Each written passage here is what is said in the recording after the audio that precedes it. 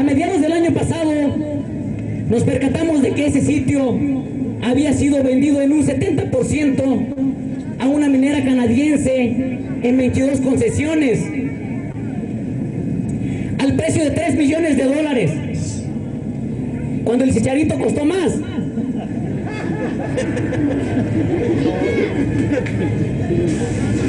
Y entonces ha iniciado la lucha de nuestras autoridades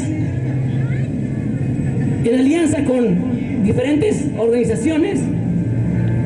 Han gestionado que se cancelen estas concesiones y que el sitio de Wirikuta sea respetado. Sin embargo, hasta ahora no ha habido una respuesta clara. El día de ayer y antier estuvo una comitiva en Vancouver, Canadá, en la reunión de accionistas de la minera First Silver Majestic Corp. Y ahí dialogaron con el presidente de los accionistas, el cual se mostró en una confusión. Dijo que no sabía qué estaba pasando, que estaba confundido. Pero no se confunden a la hora de los billetes.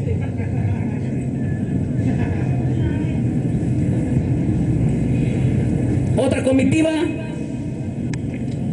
se encuentra en la ONU, en una reunión de la ONU en Nueva York, para entregar comunicados, ya que esta reunión abarca asuntos indígenas. En México, en la Ciudad de México, los ciudadanos solidarios con el pueblo wixárika están llevando un ojo de Dios a la Embajada de Canadá como repercusión de esta manifestación que hemos organizado y encabezado los Wixárikari el día de hoy. El pueblo wixárika no está dormido.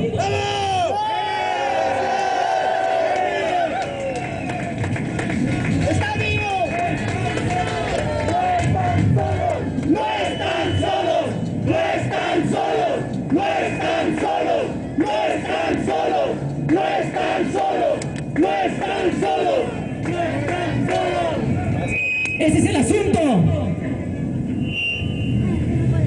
A pesar del marco legislativo que tenemos los pueblos indígenas en nuestro país, a pesar de la cantidad de indígenas que somos en nuestro país, la sociedad mexicana vivimos un problema, una crisis de identidad, de autoestima, que no nos aceptamos como somos y somos capaces de vender lo que somos para parecernos al primer mundo.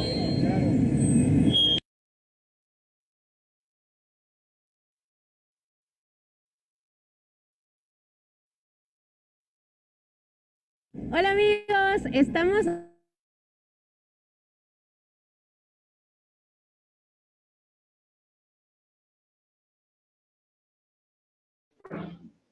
Hola, buenas tardes. Keaku Neiwama, Ne Lucía Nepetiteba, Tawari Radio Rutas Tepeteiku Rata, Ena Taiwama, Guajamatu Etsiwa, Temeteuti Rarata. Hola, buenas tardes. Me llamo Lucía Valencia y estamos otra vez en Radio Rutas, los viernes a las 6, el pequeño programa de entrevistas de Rutas Compartidas. El día de hoy nos estará acompañando Jaioneme García Mijares, quien ha sido nuestro profesor de Wixárika desde 2019. Yo soy Giselle, mi primera vez aquí en Rutas Compartidas, y Jaioneme es originario de Tateique, o como se le conoce en español, San Andrés Cuamiata, una comunidad de la Sierra del Norte de Jalisco. Creció en diferentes lugares del estado, Zapopan, Guadalajara, Tlaquepaque y Puerto Vallarta. Y ha trabajado como intérprete y traductor, y más recientemente como profesor de Wixárika. Hola Hayu, ¿cómo estás hoy? ¿Cómo llevas hoy? ¿Qué perehuerie? Wixárika ernebro edi ampariyusi. Yarika United ne ibama hipatarka renesata eniaka. Hikoini echute terrata ik tevali trabajamat y yatita va camisi me maya rutas compartidas. En ahí te llevo acabate de ormaya reño y patrón temu en México y que te unió y que hice me paye en la zona metropolitana de Guadalajara y que echiva te trata que te ati ormaya tarme para podemos rentar el van igual. Pampariyutsi, ayuda. Pues nos da mucho gusto tenerte aquí, escucharte, pues ya hemos platicado muchas veces acerca de las cosas que vamos a platicar el día de hoy, pero siempre decimos que deberíamos de compartirlas de alguna manera, transmitirlas, no sé, ¿no? Y bueno, empezamos a hacer esto de Radio Rutas todos los viernes y pues al fin tenemos chance de platicar contigo. Ya hemos platicado de nuestros profesores con Victoriano, y bueno, esperamos estar todos, eventualmente todos los del equipo de Rutas Compartidas. Y pues bueno, antes de pasar a la entrevista, me gustaría decirle a las personas que nos están escuchando que se animen y nos manden sus preguntas, sus dudas, lo que quisieran decirle a Hayu o a cualquiera de nosotros y nosotras.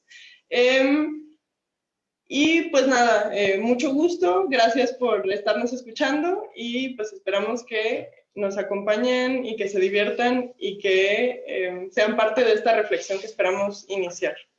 Y bueno, acabamos de ver un video, espero que les haya gustado. Ese video, pues Hayu nos puede dar un poco de contexto sobre de qué se trata. Pues es un video, buenas tardes a todos y a todas también, en español, a todos los que nos escuchan. Pues este video es un recuerdo que quedó por ahí de alguien que documentó, creo que del informador, de cuando hicimos los Guerraitari, que estamos aquí viviendo en la ciudad, una peregrinación que le llamamos nosotros, que nos reunimos porque nos enteramos de que se estaban vendiendo concesiones de un lugar sagrado para nuestro pueblo, y pues las autoridades de nuestras comunidades tuvieron la iniciativa de, obviamente, defender el territorio, y pues hicieron todo lo posible en lo estatal, en lo federal, y a nivel internacional, porque pues esto es un problema pues con una minera canadiense que persiste hasta el día de hoy, ¿no? Estamos hablando de hace 10 años, y pues ahí fue esa parte en que nosotros marchamos desde la orilla del Normal hasta Plaza de Armas para decir nuestras demandas y apoyar a nuestras autoridades de las comunidades en esta problemática. Qué bueno.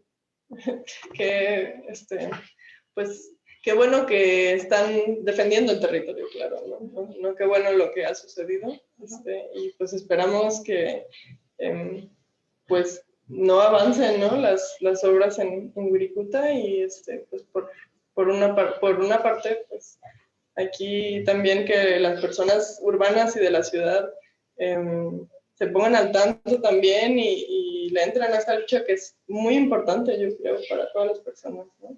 Especialmente para ustedes, los Guerraitari, pero para todos y todas. Sí, así es. Y bueno, Iniciamos con las preguntas. Ok, adelante. Bueno, las primeras preguntas son, ¿cómo fue para ti crecer en Guadalajara? Pues, como había dicho, pues yo crecí en varios municipios, aquí en la zona metropolitana de Guadalajara. Primero, desde que yo me acuerdo, pues en Zapopan, que fue un punto donde empezaron a llegar los primeros Guerraitari, que se puede decir que empezaron a salir ya de manera más permanente o en más temporalidad hacia la ciudad. Y me acuerdo que ahí vivíamos en un departamento donde vivían muchas familias Guerraitari, de muchos que luego se regresaron, que fueron maestros o que fueron líderes, sobre todo pues hombres, ¿verdad? Y pues ahí crecí.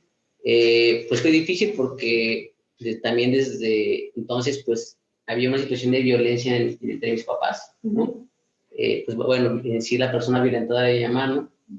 Y de ahí pues nos fuimos a vivir a Taquepaque, allá hicimos la primaria y la secundaria, y ya fue al grado que pues se tuvieron que separar, ¿verdad? Nosotros nos tuvimos que ir con mi mamá a Puerto Vallarta, y nos fuimos allá para pues de cambiar esa situación que había, ¿no?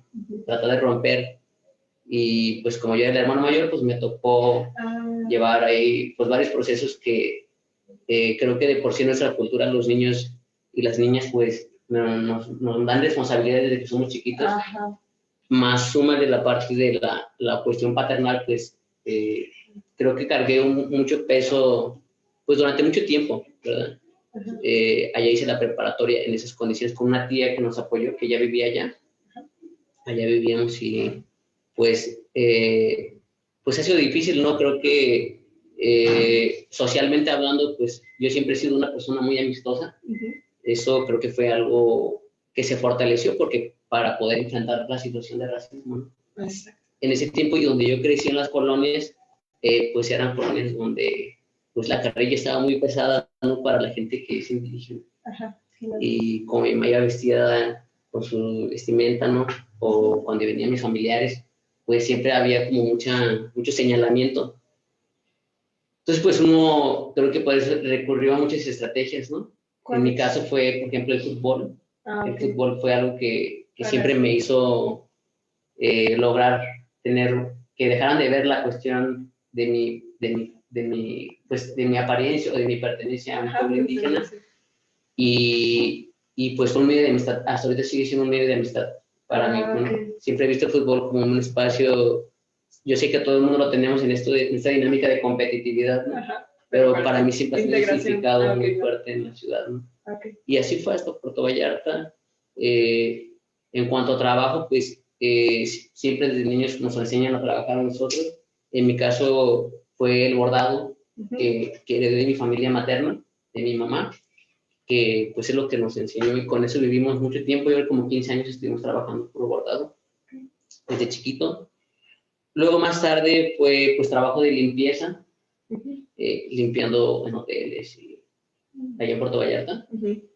También trabajé una vez en una tienda, pues acomodando las cosas, ¿no? También hay una tienda local de Puerto Vallarta. Y pues eso ha sido, ya luego más adelante pues tuve otros empleos diferentes, ¿no? Fui auxiliar administrativo en una escuela de la sierra. Y pues así básicamente, ¿no? Creo que por lo menos la gran parte de lo que podemos decir que uno crece, pues fue así trabajando, estudiando, y pues sin tener tiempo para novias y nada de esas cosas, ¿no? Que en nuestra cultura, pues no, en ese tiempo, en esa generación que yo correspondo, pues eso no se hablaba, ¿no? Era pues cosas que no se hablaba todavía, ¿no? Entonces fue una juventud muy cerrada con mi familia, con mi mamá en particular, y pues yo siento que era como una isla de resistencia, pues a donde quiera que estábamos viajando, tanto de la violencia que sufría mi mamá, como de la violencia pues urbana, ¿no? Creo que por ahí ha sido. Y con la gente que yo he estado en las escuelas, pues siempre he tenido muy buena relación con los compañeros y compañeras. Por alguna razón siempre estábamos organizando cosas, quizás cascaritas, estaban muchas cosas. Y pues tuve esa simpatía, ¿no? Que a lo mejor luego ya lo pienso después y pienso que había tal vez también, pues racismo, ¿no? Racismo, pero pues que en ese momento pues no lo descubrías aún, ¿no? No. Mencionaste que cuando tus familiares te visitaban siempre había como señalamientos. Ahora me surge la pregunta, ¿qué relación tienes o tenías con Tateyque? Tateyque es mi comunidad de pertenencia. Pues para nosotros eso es hasta la muerte, ¿no? Nosotros no es como que nos podemos cambiar de nacionalidad, ¿no? Creo que en el caso de los pueblos hay una institución muy fuerte que son los centros ceremoniales, tanto familiares como comunales, y desde que somos chiquitos nos integran a este sistema institucional para que recordemos quiénes son nuestros antepasados. Desde pequeño ya tenemos algunas prácticas de conocer lugares sagrados a través del canto, del maracame, en una fiesta que se llama la fiesta del tambor, que es el principal vínculo que nunca nos dejó mi mamá caer, ¿no? Con toda la diversidad nos llevaba a las ceremonias y luego pedía permiso en la escuela para que nos dejaran ir. De regreso nos metía en la tarde para que compensáramos las clases, ¿no? Claro, diablos. Entonces creo que la gente y en particular que las mamás pues tienen mucha esa carga en las comunidades de transmitir y pues yo por eso pues no olvido uno, ¿no? Claro. Pues sí, que me parece muy pues importante, ¿no? Cómo se construye esta relación con el territorio, con el espacio, con la comunidad, ¿no? Y esta cercanía entre todas las personas y el rol que juega la fiesta, ¿no? El festejo en esta relación. Siempre, pues eso me ha llamado mucho la atención y también me ha llevado a preguntarme cómo se construye la fiesta acá en la ciudad, ¿no? Y cuáles son las diferencias y cómo, pues también cómo se construye comunidad, ¿no? En general, no solo en este aspecto. Y bueno, también, pues, nosotros te conocimos, Hayu, aquí en Rutas, porque tú formabas parte de este colectivo que se llama Jóvenes Indígenas Urbanos. Y sabemos pues que por el video y por muchas otras cosas que te has organizado con diferentes personas indígenas aquí en la ciudad. Y pues queríamos preguntarte cuál ha sido tu experiencia y cómo ha sido esta organización y esta acción colectiva en la que has participado. Pues yo creo que yo me he insertado, yo creo que a procesos que ya siempre ha habido, ¿no? Donde sea. En este caso, pues aquí en la zona metropolitana de Guadalajara ya había antecedentes de Raitari que se organizaban, o de indígenas que estaban organizados, ¿no? Por ejemplo, aquí se hablaba de la asociación que se llamaba Unión de Estudiantes Raitari, UGIO, Unión de Jóvenes Estudiantes Raitari, que fue una institución que buscaba apoyos para que no les fuera mal en sus estudios de licenciatura. Ajá. Y pudieran regresar con un proyecto a sus comunidades, ¿no? Entonces ya había antecedentes de Raitari aquí que se organizaban, sobre todo estudiantes, ¿no? Pues a mí me toca llegar cuando ya pues hay muchos liderazgos, ¿no? Aquí. Y liderazgos, yo creo, para decirlo, dentro de lo UIRRA, ¿no? Entonces, a mí me tocó ayudar, colaborar con esto de la cuestión a poder expresar lo que dice. Okay. Ellas son como te conectas, o sea, ellas son las que te, como es que lo decimos como cada cuerpo, pero más bien como que la red que te integra, o sea, a través de ellos. Así es, yo me integro a una organización, por ejemplo, primero de artesanos y artesanas. Okay. Entonces, hacemos un documento constitutivo del colectivo, buscamos espacios, exigimos espacios porque estaba lo de la coyuntura de los Juegos Panamericanos. Okay. Y pues a mí me tocó hacer servicio así en esa organización. Pues siempre el pueblo wixárika es como cualquier otra comunidad, pues todos pensamos diferente y a veces pues en ese tiempo había mucho consenso, entonces había mucha integración de la comunidad urbana. Una vez que pasó esa etapa, pues me tocó colaborar también con otra persona que a través de esa organización conocí, que también es de Tateyque, que se llama Olegario. Él es un señor que pues está muy preocupado siempre por la comunidad, ¿no? Y él entonces era autoridad. Haz de cuenta que aquí había como una pequeña embajada, ¿no? Una microembajada de nuestra comunidad Tateyque, en la que se aliaban los migrantes, que íbamos hacia las asambleas representándolos. Y pues también fui su secretario suplente, y ya luego después fui el comisario. Cuando fui su secretario suplente, pues nos tocó mucho apoyar en esto, de la demanda de los lugares sagrados, de la defensa de los lugares sagrados. Y pues aprendí mucho con ellos, con la comunidad wixárika urbana.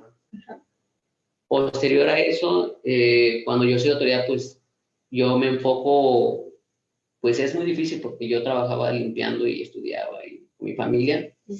Pues entonces en la unidad deportiva hasta ahorita sigue habiendo un espacio de encuentro de la comunidad wixárika urbana, ¿no? En la que también participan ahora otros indígenas como los mazahuas, como los nahuas. Y pues ahí era como alternadamente pues un trabajo en paralelo, ¿no? Al mismo tiempo. Y pues ahí fue donde yo pues empecé a darme cuenta de mi condición de migrante ya en un término político con mi propia comunidad.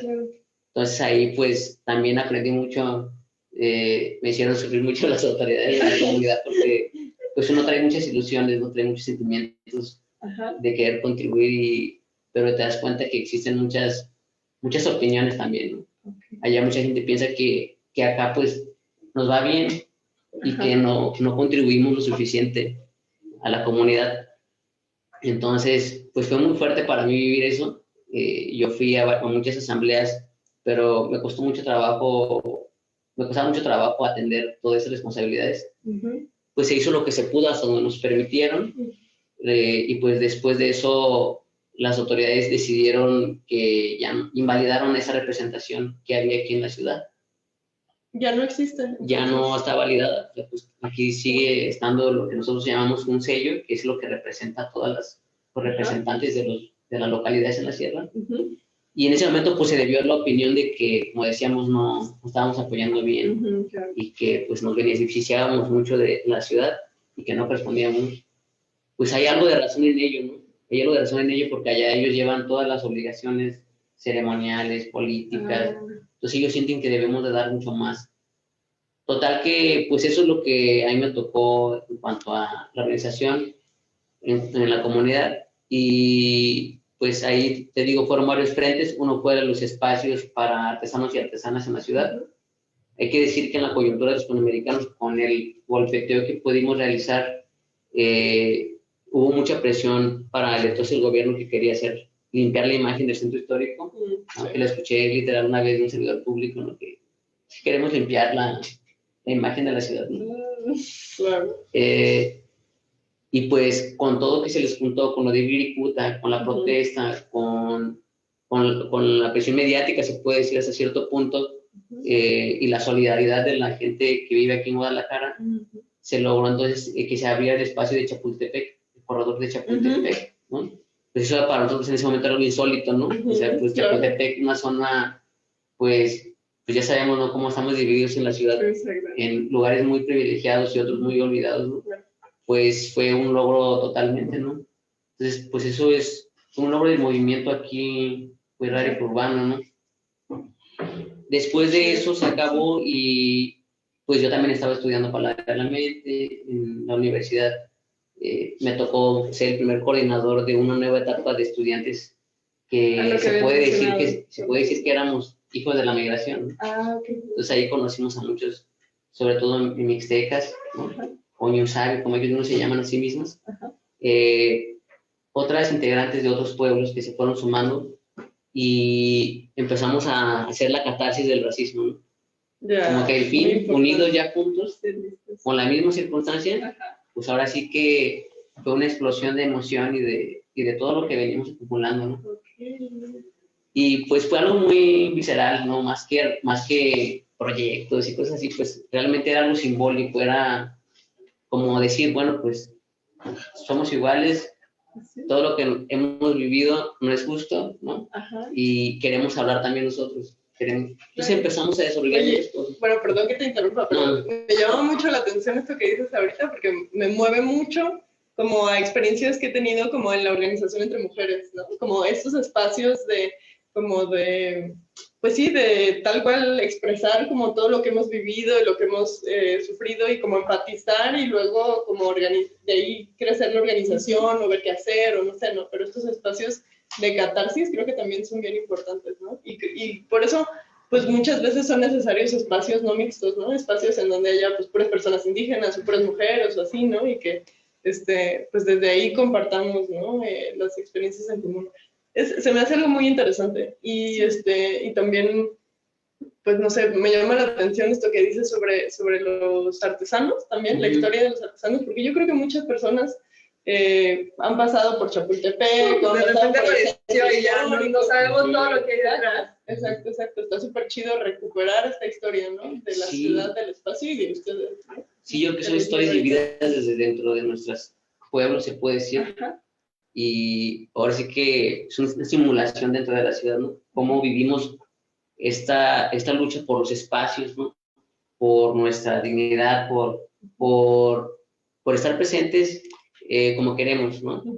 Y pues, sí es cierto, ¿no? A veces ya la gente, pues tenemos esa tendencia siempre a ver las cosas por encima, pero sí hay historias de fondo y que son muy dolorosas, ¿no? De repente, o que conllevaron mucho trabajo, mucho esfuerzo, un proceso complejo, ¿no? Y pues así fue, ¿no? Sabemos que hay más factores, pues, pero en lo que corresponde al movimiento, pues sí creo que fue un movimiento distinto. Fue un movimiento que ya no estuvo asistido por no indígenas, sino fue un movimiento que estuvo asistido por los mismos jóvenes que venían de comunidades tradicionales, porque yo era uno de ellos tan solo, sino de más jóvenes que venían de las comunidades tradicionales y que traían entendían muy bien cómo poder transmitir, ¿no? Entonces, pues así nos tocó esa parte, ¿no? Esto en lo que respecta a lo de Oye, antes, perdón que te interrumpa otra vez, pero es que ya nos llegaron un montón de comentarios, entonces déjame, te los voy leyendo. Comentarios y preguntas. Manuel Cuen te manda a decir, saludos Toño desde Yakima, WA, no sé, Washington, no sé. Sí. Siempre nos comparte con sinceridad. Y luego Pilar García de Alba dice, saludos Toño, un orgullo ser Wirraritari. Extraño nuestras reuniones y clases. Luego Shoko te manda a decir chingón, mi hermano, mi Hayu hermano. Animot, Wirraurbi. Saludos. Y luego Per Eric Torske manda a decir, no hablo bien español, pero me gustaría poder tomar tu clase. Qué chido. Y una pregunta, ahora sí, Erika Reyes pregunta, quiero empezar a aprender mi lengua nativa. Mi abuela nunca nos enseñó y lástima, no se habló en mi familia. ¿Cómo sugieres que una persona como yo empiece a redescubrir sus raíces y lengua nativa? Redescubrir. Qué buena pregunta. Sí. Pues mira, en mi experiencia, gracias a todos los demás, en relación a la pregunta, yo creo que yo considero que la verdad, lo que es la clave para empezar a deconstruir muchas de las ideas que tenemos, ¿no? De algunas cosas, porque creo que nunca vamos a abandonar muchas cosas también de lo que nos enseñaron, pero la amistad yo creo que es algo muy bueno. Y creo que aquí, por ejemplo, en Rutas, ocurre esto, ¿no? De que podemos venir un poco no a clases de lengua, sino que podemos empezar a hablar de lo que nos pasa, claro, y entonces a través de ese, digamos, bajar la guardia de los estereotipos, de las categorías, empieza a surgir un cambio también de estos modelos tan rígidos que tenemos, ¿no? A través de la educación, a través de nuestra familia, de la sociedad. Creo que es lo que causa un efecto revulsivo. Entonces, si ella quisiera, su la recomendación, pues realmente tener una amistad con alguien que le represente, que sea de su pueblo, que empiece a leer sobre quiénes eran sus antepasados o a quién se refiere con esto cuando dice de que sus raíces, ¿no? Dice que su abuela hablaba wirrárica, pero que ella no les enseñó a las siguientes generaciones. No, pues mira, se puede ver aquí, pues, realmente eso sería un invitada. Pretexto. La lengua sería un pretexto, ¿no? Para realmente entrar en un proceso de autodescubrimiento, que es lo que realmente sucede, ¿no? No venimos aquí nada más a aprender el idioma, realmente venimos al aprender el idioma, resignificar muchas cosas, ¿no? Claro, qué bonito. Sí, si quisiera, pues la compañera acá acercarse a las clases de Hayu en Rutas Compartidas, que nos mande un mensajito y lo platicamos. Creo que tenemos toda la apertura, sobre todo, pues nos interesa muchísimo que personas que sus familiares hablaban wirra y que por alguna razón ya no pudieron transmitírselo, que lo busquen, que si tienen la oportunidad de retomarlo, pues nos parecería maravilloso, ¿no? Y pues nosotros como Rutas, pues nos interesa mucho poner de nuestra parte lo que sea necesario para defender las lenguas originarias. Así que, pues Erika, si nos mandas un mensajito, nos daría mucho, mucho gusto. Y bueno, 3 saludos más. Oye, Hayu, creo que es muy popular. Nunca nos mandan tantos mensajes. Saludos. Saludos. Nos manda saludos Ana García, Demian Galindo, que Ajuneigua, Cisla Treto, saludos, Waritzi López, saludos, Nejamiku Hayoneme García Mijares. Igualmente saludos para todos. Saludos para todos y todas. Y muy bien, pues regresamos a las preguntas. ¿Cómo ven? Va.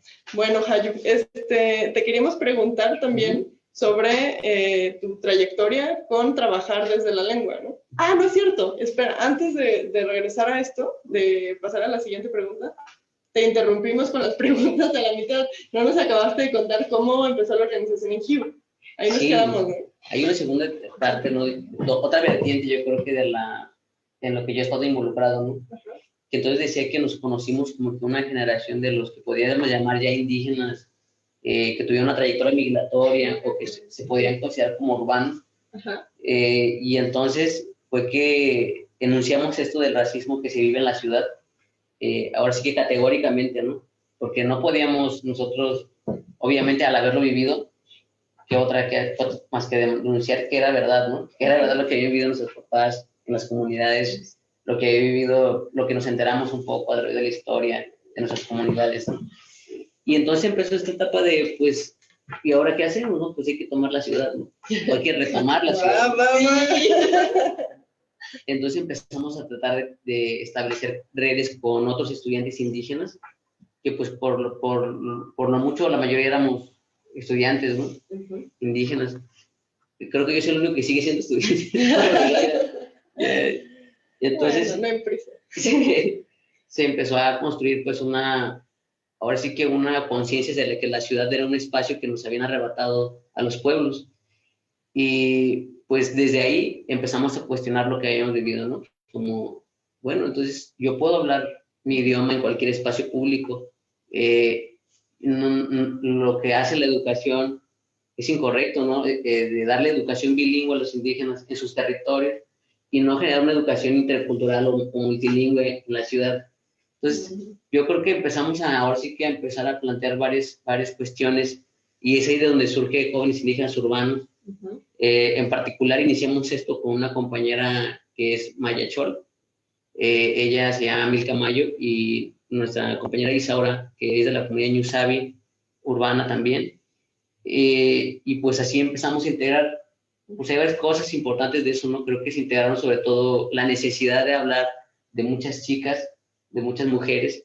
Entonces, Gio, por ejemplo, hasta ahorita sigue siendo constituido mayoritariamente por mujeres, ¿no? Y digamos que algunos hombres que son más sensibles a esto de cuestionar, pues, lo de la vivencia urbana, ¿no? Entonces, pues así ha sido, y desde ahí entonces llevamos ya más de 6 años trabajando en GIU. Lo que decía yo de la parte, pues ya son 10 años de servicio que hemos trabajado, y en nuestras comunidades también, pues no es como que, ay, qué buena onda, que es muy servicial, ¿no?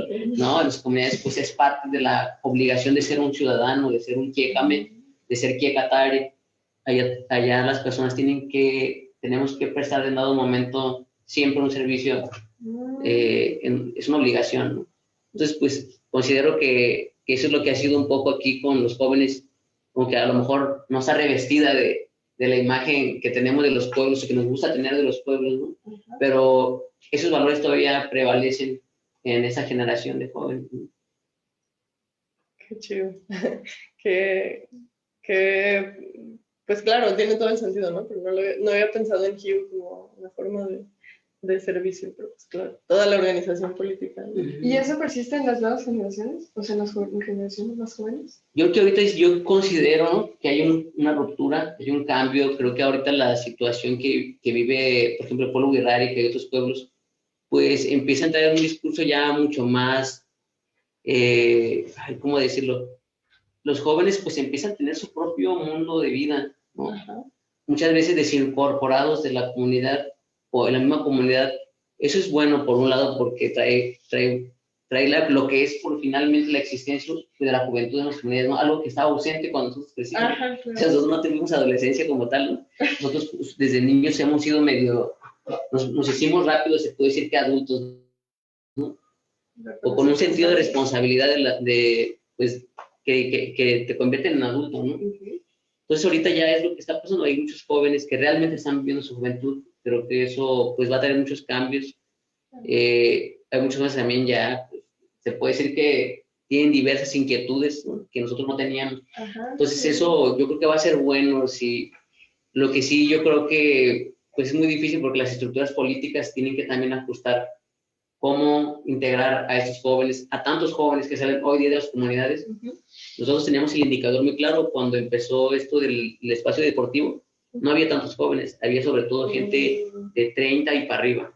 Ahorita tú vas a una unidad deportiva donde nos reunimos y la mayoría son jóvenes que salen de las comunidades por oportunidades educativas, de trabajo, y pues porque allá en la sierra, pues ¿qué van a hacer todos, no? Sería muy difícil. Y pues bueno, es toda una vivencia que también, eso yo creo que lo van a hablar ellos en su momento como generación, pero pues aquí están en todas las cosas, ¿no? Desde los empleos de servicio, están en la obra, las mujeres guiraitarias, sobre todo en la artesanía o en el trabajo doméstico. O sea, son muchas cosas que se están moviendo, y pues hay que ver qué sucede, ¿no? Yo creo que el último que diré al respecto, en la sierra hay los jóvenes, todo esto yo creo que ha servido lo que ha pasado por fuera, porque los jóvenes son muy conscientes en las zonas tradicionales, y creo que esto va a seguir unas generaciones más, ¿no? De seguro con mucha vitalidad. Es una prometedora. Hay un comentario de Sol y dice, ¿existe algún texto que una persona mestiza como yo pudiera acceder y aprender de historia o lengua wixárika? Pues mira, yo la verdad es que accedo a lo que hay disponible. Si algo muy rápido que pueden acceder, pues son las monografías que tiene la Comisión de Desarrollo de los Pueblos Indígenas. Ahí ya empiezas a adentrarte a lo que son los pueblos. Hay de todos los pueblos. Digo, es algo que si alguien va a comenzar, pues puede servir, que está accesible, ¿no? Descargar alguna de esas monografías de alguno de los pueblos. Y porque viene, digamos, pues te das una idea general, más o menos trabajado, y por ahí empiezas, ¿no? A buscar ya más literatura más específica. Ok, sí, justamente hablando de literatura específica, dice, o de filología, para ver cuáles son las raíces de las palabras. A este respecto, pues sí, digo, aquí saludos a los lingüistas. Tenemos que hacer una mención, ¿no? Del trabajo que han hecho los lingüistas. Ajá. En el caso de la lengua wixárika, pues la Secretaría de Educación Pública es la que ha llevado esa tarea, y también la Universidad de Guadalajara a través de un área que se llama Departamento de Lenguas Indígenas, el cual de los 80s, de los 90s para acá, pues ha tenido la colaboración de personas wixárika y han desarrollado una gramática y todas esas cuestiones relativas a la lingüística. En Nayarit también hay un trabajo muy importante, ahorita pues uno de los más que podemos hablar que sabe bastante de esto es Tutupica, que es un profesionista que también está involucrado en un movimiento pues de defensa, ¿no? Los derechos, y en la Universidad Autónoma de Nayarit. Entonces, pues sí hay literatura específica, pues nomás que no es comercial, entonces pues, sí, encontrarlo está siempre difícil, ¿verdad? ¿Cómo serían los medios para encontrarlo? Hay un libro que ahorita te recuerdo que se llama El Huichol de San Andrés Comiata, la lengua huichol de San Andrés Comiata, y lo puedes cargar en internet, pues como para que más o menos te dé una idea de toda esa cuestión lingüística básica, ¿no? Bueno, Sol, ya tienes tu respuesta. Gracias. Estaba buscando el libro de Tutupica, pero no lo encuentro. Está por ahí. Pero bueno, acá en la biblioteca de rutas tenemos algunos de esos libritos, por si se quieren dar la vuelta también. Acá los tenemos. Y bueno, si me dan chance para pasar a la siguiente pregunta. ¿Sí? Muy bien. Entonces, bueno, ahora sí, queríamos preguntarte sobre la lengua, ¿no? Sobre cómo has pasado a trabajar sobre la lengua wixárika como intérprete y como traductor, primero. Pues sí está esa cuestión de antepasados, ¿no? Porque mi papá pues trabaja en el departamento de lenguas y pues él le ha colaborado mucho en ese sentido, ¿no? Y también ha habido personas como Jesús Lara, que es un señor también que también desarrolló libros sobre la cuestión de la lengua desde la Secretaría de Educación, se puede decir. Pero ahí se me dio la pregunta. Sí, ¿cómo has trabajado sobre la lengua como intérprete y traductor? Sí, pues con eso yo me acuerdo que de chiquito yo iba a la computadora de allá y escribía en wixárika poquito, ¿no? Que me dejaban usar las computadoras. Eso fue lo que quedó ahí atrás, porque ya te imaginas, pues toda la escuela pues no ves nada de eso. Pues nada más se queda el idioma en el uso doméstico.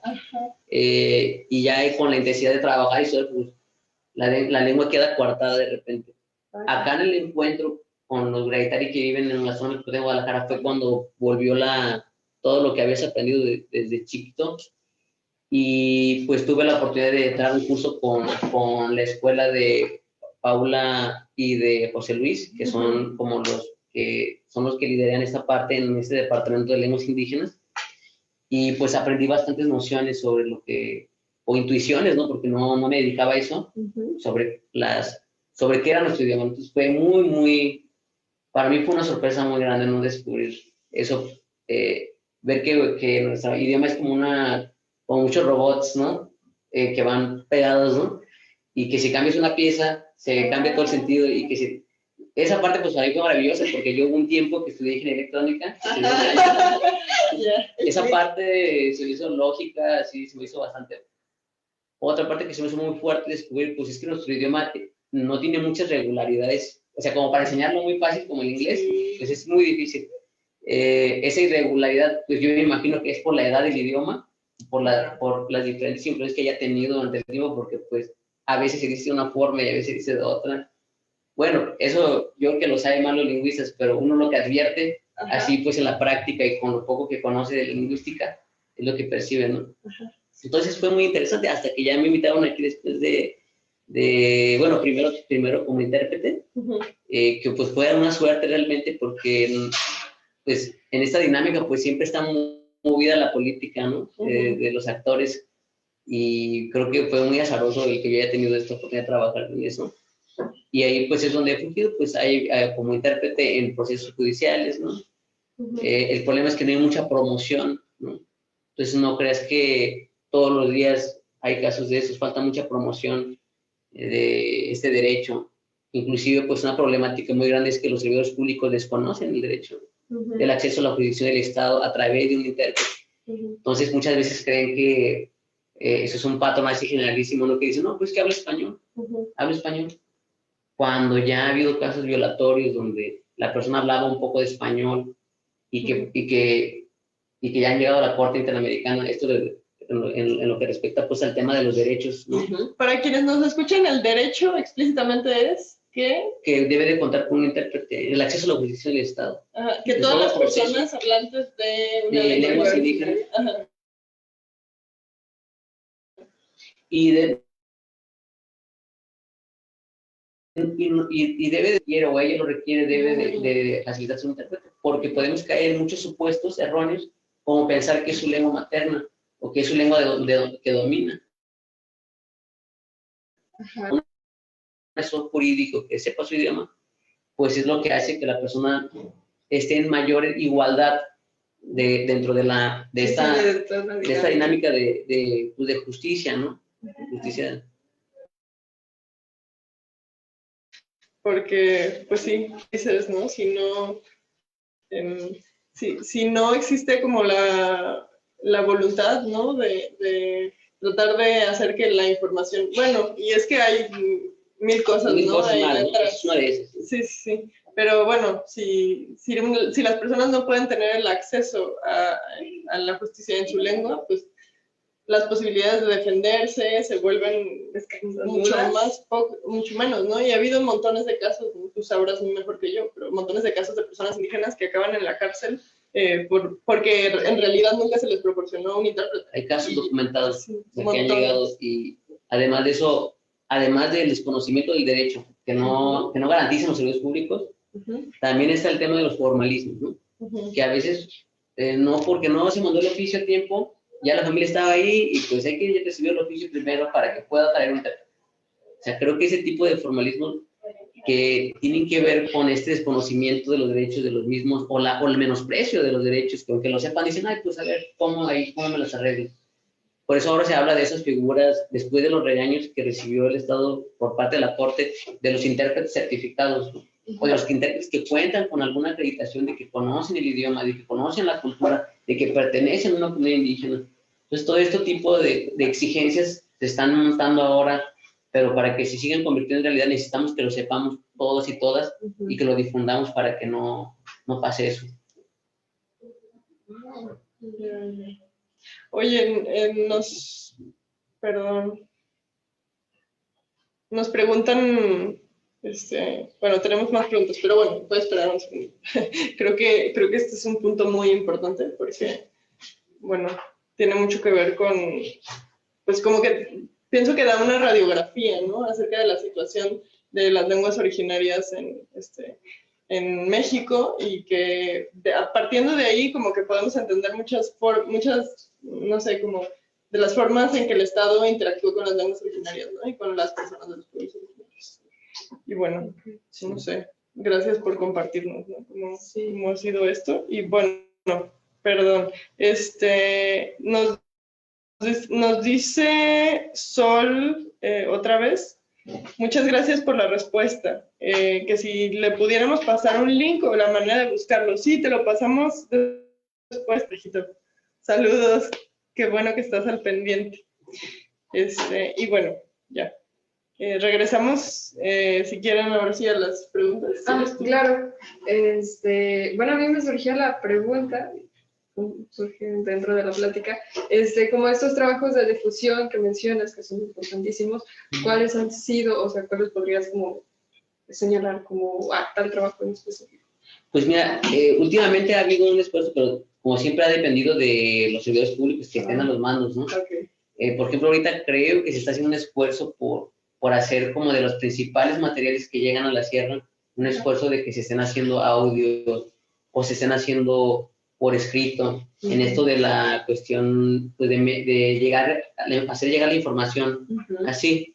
O sabemos que se han traducido, por ejemplo, recientemente resoluciones de la Suprema Corte, por ejemplo, en el caso de los indígenas Huiraitari de Tuxpan, que fueron expulsados por ser testigos de Jehová, se tradujo ese documento, eso es algo muy relevante, ¿no? Se están traduciendo pues, algunos documentos institucionales, digamos, de corte institucional, que pues pretenden justamente hacer valer esta situación del derecho a la jurisdicción del Estado con la lengua, ¿no? Lejos de eso, pues hay muchas cosas que trabajar porque, pues, sobre todo allá es audiovisual todo, ¿no? O sea, o en vivo, ¿no? O sea, si no existe esas posibilidades, pues siempre va a ser algo que, digamos, va a ser un poco corto, o las cuestiones, los discursos tradicionales, pues son distintos a los que tú ves esquematizados, estamos acostumbrados aquí a categorías, ¿no? A veces la retórica es muy diferente y el contenido o la forma en que está la información. Entonces, digo, son retos, pero pues ahorita ha habido, como digamos, unos esfuerzos pequeñitos por hacer este trabajo de hablar en los idiomas por lo menos principales que se hablan en Jalisco.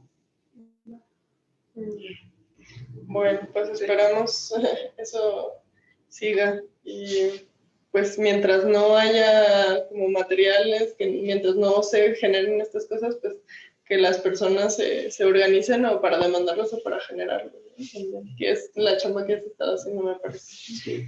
Y bueno, ahora uno de tus trabajos casi, bueno, más de amor a la enseñanza y a la lengua, ¿no? Pero es ser profesor de Huirra, aquí en Rutas Compartidas, varios hemos estudiado contigo.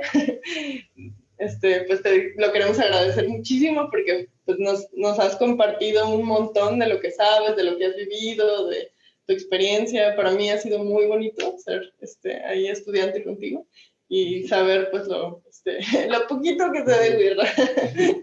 Y pues nada, queríamos preguntarte como para ti, ¿cómo ha sido esta experiencia, ¿no? De ser profesor de Wixárika y qué es lo que más te ha gustado.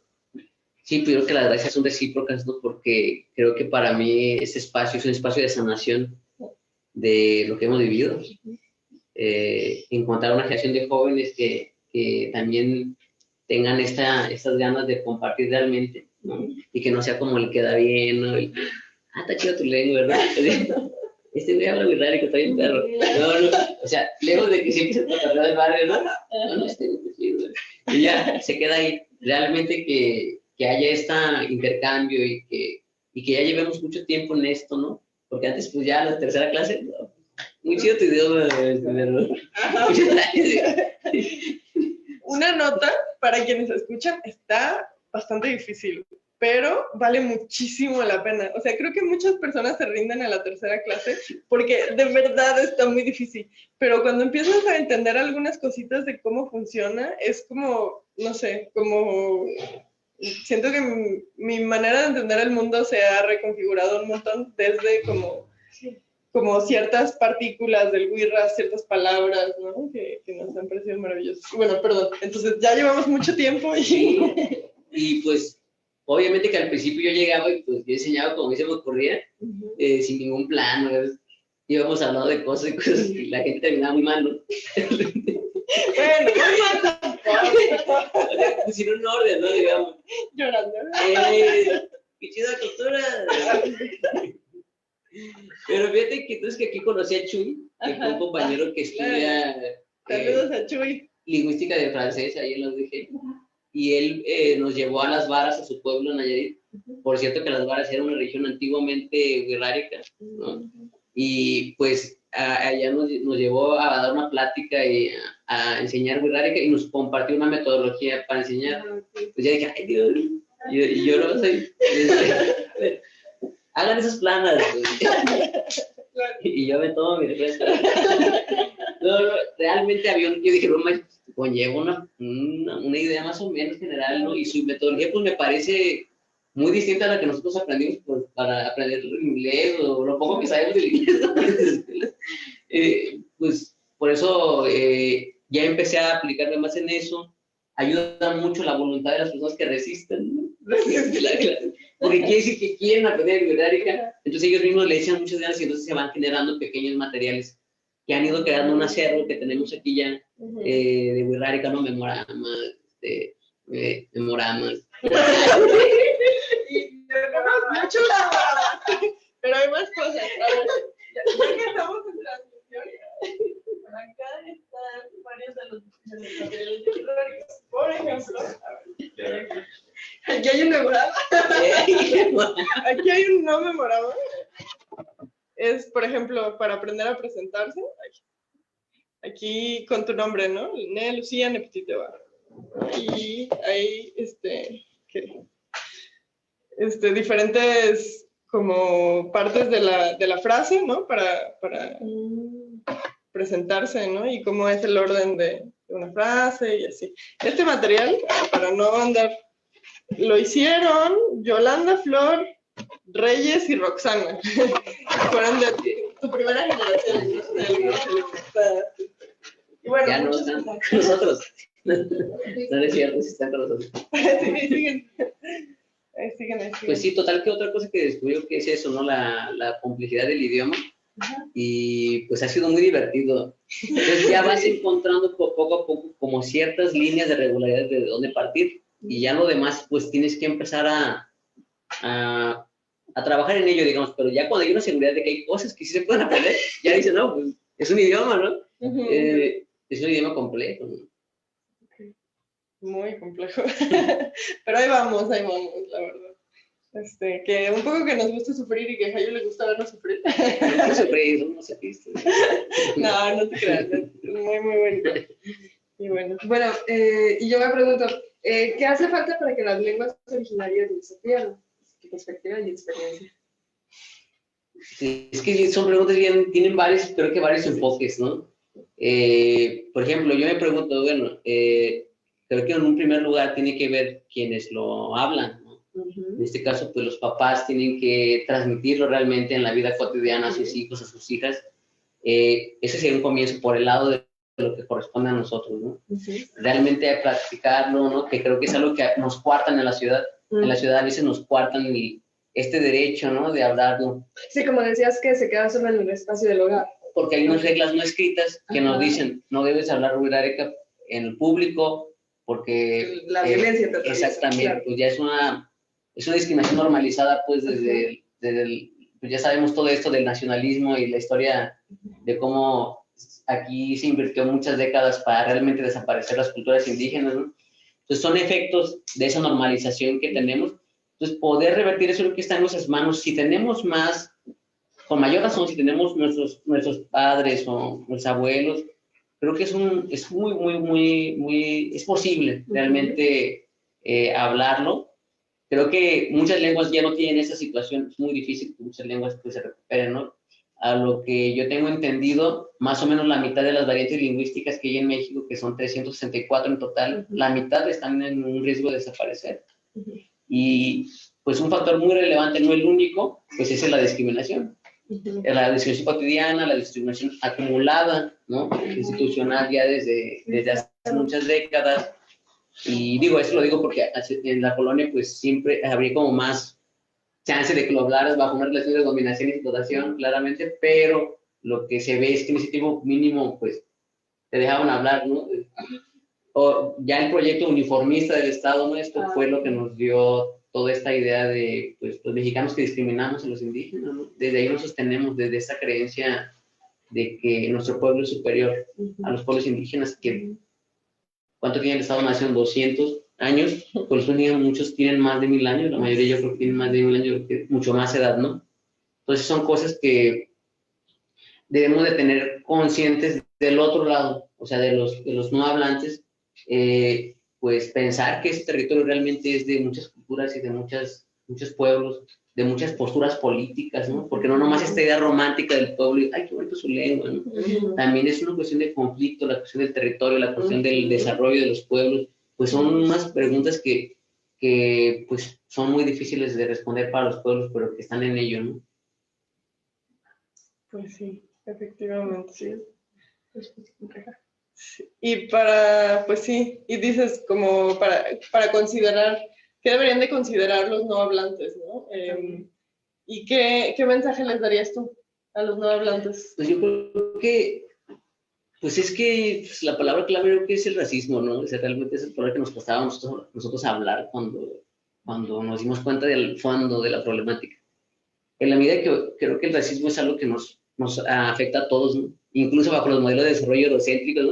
O sea, incluso pensar de esa manera, pues es algo que nunca va a suceder, o sea, es imposible que con esos criterios aspiracionales, ¿no? De ir hacia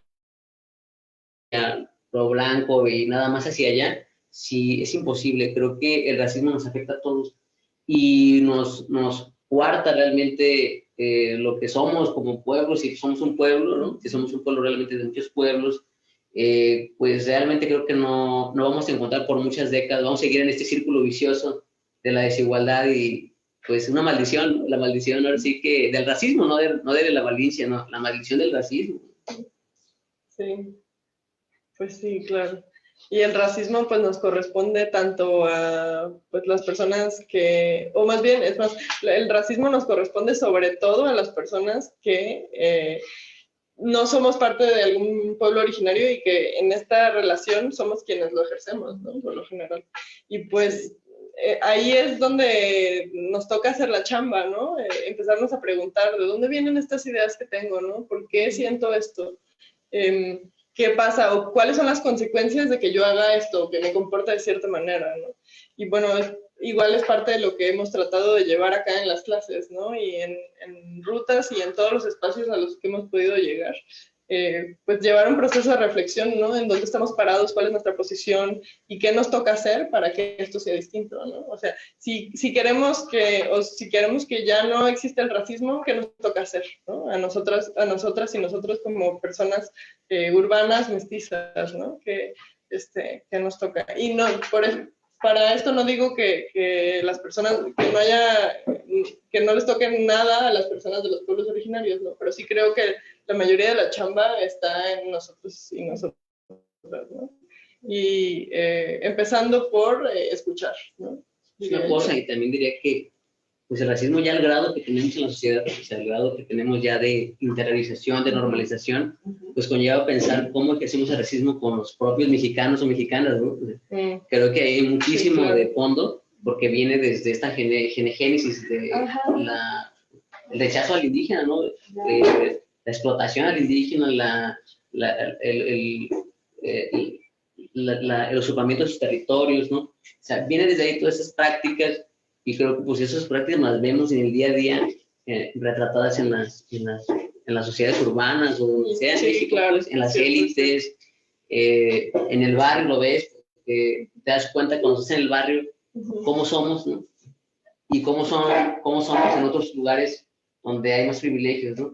Digo, yo de eso me di cuenta, por ejemplo, en la universidad, ¿no? En la universidad pues te das cuenta que la gente, pues tú eras el diferente en términos, y entonces te sentías, pues ¿por qué pasa esto? Entonces, pues creo que hay muchas cosas que ver, incluyendo los pueblos indígenas, ¿no? Claro. Y como decíamos ahorita, haciendo el paralelo entre mujeres y pueblos originarios, ¿no? Como igualmente, como que existen partes de machismo que una como mujer también lleva hacia adentro, ¿no? Hacia una misma, ¿no? Que también hay algo ahí, bueno, no sé, yo entiendo que también tengo un trabajo que hacer conmigo misma y con otras mujeres, ¿no? Y que bueno, ¿no? Son partes de un mismo proceso, pienso, de llevar o de llegar a una sociedad más justa, ¿no? Quizás. Pero bueno, creo que sí sigue habiendo más responsabilidad del lado de quien tiene o quien ejerce la violencia o el poder o el despojo o lo que sea, ¿no? Pero igual vamos encontrando, pensamos, ¿no? En maneras de habitar juntos este mundo, ¿no? Sí, yo creo que el hecho de hacer responsable al indígena de su condición, estas cosas, discursos que salen, pues es un racismo. Claro. Eso no es cierto. Ajá. A ver, pues ¿quién fue quien expulsó a los indígenas? ¿Quiénes son los que asentaron su poder en los territorios? Pues creo que aquí no del todo es responsable indígena de su condición actual, de su, Claro. ¿no? Obviamente ahí es un engaño, creo que culpar, ¿no? al indígena de, Claro. o replicar todo el tiempo lo mismo. Y justamente hablando de esto, ¿hay algún mensaje que quisieras darle justamente a las compañeras, compañeros Wixárika o que hablan Wixárika? Pues yo creo que eso no hay que dejar, pues ya te tenía por rata y aku tanyo que taya ya reño tente cuere, pues no quisiera tener no acá, haré que tener ya que kota, pues kita pin, ya que te hayawan y pues te por rata, reta teoría de valor ya ni pues rete va por rato, ¿tú sepa en ahí zona metropolitana de Guadalajara o que pude retener vaya a venir tanyo que renovar a venir me voy te villa ni quisiera para me mover a tocar ni reheche puedo decir te acuerdas aku ya te tenía yo que me borraba ya tenía que fue grupo de tabe viene fue grupo te oye viene para tu dime más que cani que yo te acuerdas ni te mutino cani que te tu bani que puede traer que ya tenía ya como te traer más te cuata area ya que te llegan ya muy poco really tai si te pota nega tanai tinin tipo area nei vamraka hipatrane chenye y pues muchas gracias, ¿no? Por estas respuestas tan detalladas. Creo que nos dejan mucho que reflexionar, ¿no? Y que seguir compartiendo. Y pues nada, un agradecimiento también a todos y todas que estuvieron escuchando, a todo lo que podamos, a todos los que estuvieron mandando comentarios, preguntas y demás. Muchas gracias. Gracias, Hayu. Y pues para terminar queríamos ponerles un videíto de pues algo que hemos hecho acá en clase, bueno, que hicieron esta vez unos compañeros, pero hemos hecho varios similares. Con la pandemia, pues tuvimos que empezar a pensar en hacer materiales distintos, quizás ya no físicos, sino para el internet, para las redes y así. Entonces, bueno, aquí les voy a poner un pequeño video para que también aprendan unas palabritas de Wixárika, ya que estamos. Ahí ya va.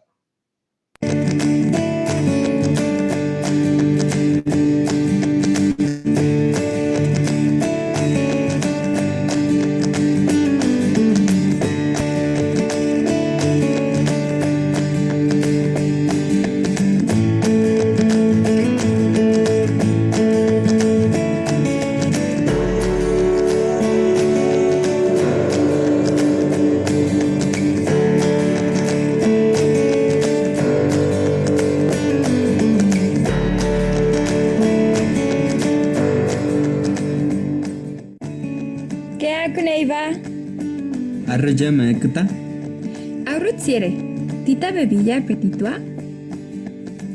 Ne reirai, nakutsate, huayame, tsikuri, tsiere navarrate, ne putitua. Nena kutsate amtutu muyunaumavi punetsinake. Ekuna kutsate graya tuka. Mk 120 pesos por ayateca. Security amuyeva mutarraeyeta. Mk 150 pesos por ayarre. Rerai amuyeva mutsiurauyeta. Mk 300 pesos por ayarre. Muku te haikame nepureuyeva. Eku tumati amunine murreta perereya. Habaiku ne tomate tsimunene reikwa ne perreya. Sepa habaiku pampariyutsi. ¿Qué tiene una kirru?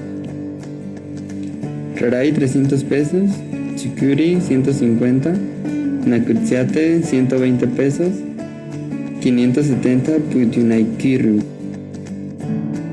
Aurupuane. Kamu.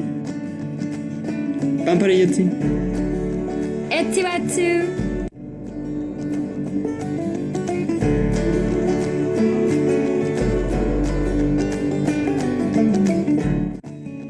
Keakuneiva.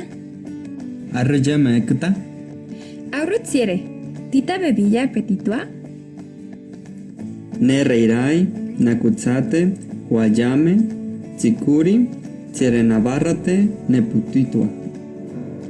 Nena kutsate amtutu muyunaumavi punetsinake. Ekuna kutsate kuraya tuka. Muku 120 pesos por ayateca. Sukuri amuyeva mutarraeyeta. Muku 150 pesos por ayarre. Rerai amuyeva mutsiurauyeta. Muku 300 pesos por ayarre. Muku te haikame nepureo yehuba. Eku tumati amunene murreta perereya. Habaiku netumatu tsimunene reikwa neperreya. Sepa habaiku pampariyutsi. ¿Qué tiuna akiru? Rarai 300 pesos, chikuri 150, nakutsiate 120 pesos, 570 puyunaikiru. Aurupuane. Kamu. Pampariyutsi. Etsibatsu.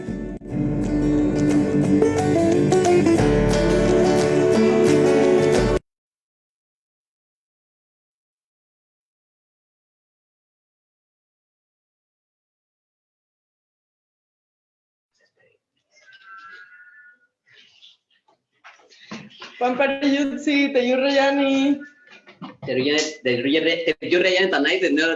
Saludos para jóvenes indígenas urbanos, y a alumnos de United de Hipate de Iwama Wirrai Tari, Rentacho Endi, pues, te iba de Caechua, como Chiva, te toco rata en Dillahane para puerca te yuria, Kurin, a main hapu, grupo que te oye pie con el Rima Marco Canic, te taca rey, pues, United. Saludos.